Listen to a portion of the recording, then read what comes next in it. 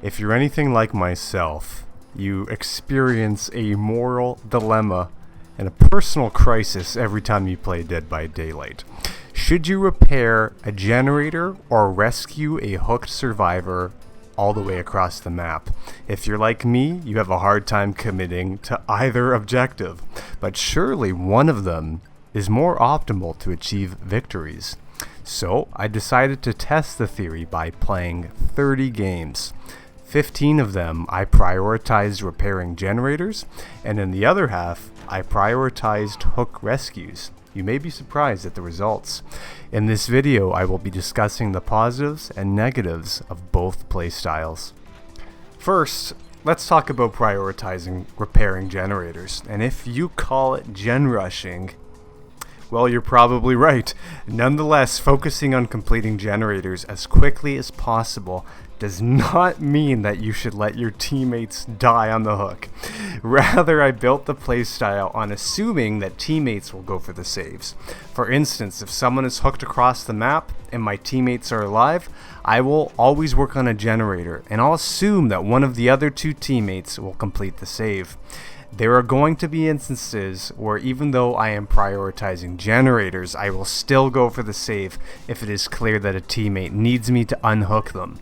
The goal of the game is still to survive after all, regardless of what it takes to get there, and the chances are we're going to need everyone to be alive as long as possible.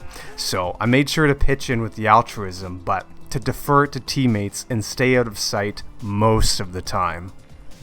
Initially, it seemed like there was no downside to rushing generators, but two big ones came to mind.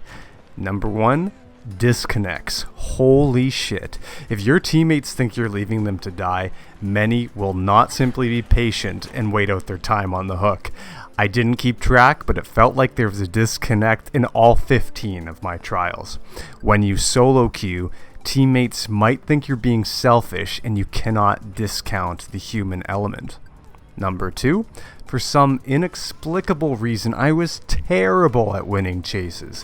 Perhaps it was a mindset of hiding and avoiding the killers, or a lack of self-preservation perks. Nonetheless, I could not win a chase when I had my mindset to just repairing generators as fast as possible.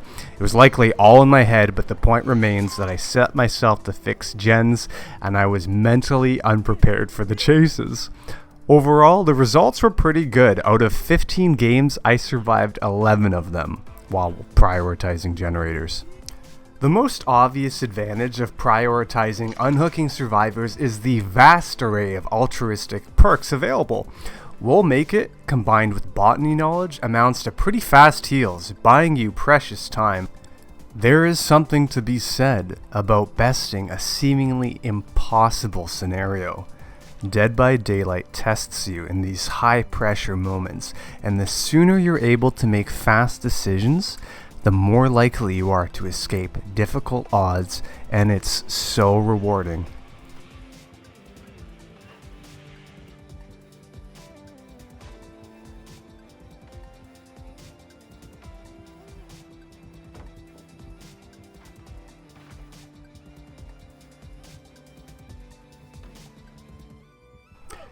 One round in particular stood out to me where I spent most of my time unhooking survivors and nobody was touching gens. After the game, I wanted to check out how long it took for a single generator to be completed. Any guesses? About 5 minutes and 10 seconds. It was glaringly obvious that nobody was repairing anything, and we were well on our way to a 4K. Somehow I lucked out. I was the last one left and I escaped through the hatch. I did not deserve to win, but then again, neither did the other survivors. Out of 15 games prioritizing hook rescues, I survived 6. I've been showing you a lot of my highlights, but I think you all know what it looks like when a hillbilly downs your entire team in a minute and a half. My rank was higher at this point, so the killers were more deadly. Even though my results outline the importance of prioritizing generators, I still don't think you should aim to gen rush every single game. Read the environment to have a good balance between rescues and repairs. If you find yourself having trouble making the right decisions, consider equipping perks that allow you to see the aura of your teammates, like empathy or bond, so you can at least gauge the distance between yourself and wherever the action is taking place. Stacking your playstyle too heavily one way or the other is overkill, and you'll develop into a better player by knowing when to go for the save and when to start repairing a generator. If you're solo queuing, you won't have much time to read your teammates' playstyles, but generally you can tell pretty quickly if you have a highly altruistic teammate, which illustrates that you have time on your hands, which tells you complete a generator. If a hook teammate is on phase 1 or 2, it also changes how important rescues become, so do your best using your discretion. Finally, to close, I think you should prioritize completing generators as often as possible while still being willing to take risks to ensure that you don't miss out on some of the great adrenaline pumping moments that Dead by Daylight has to offer. But seriously? Do a goddamn generator, and please don't make me wait for 5 minutes.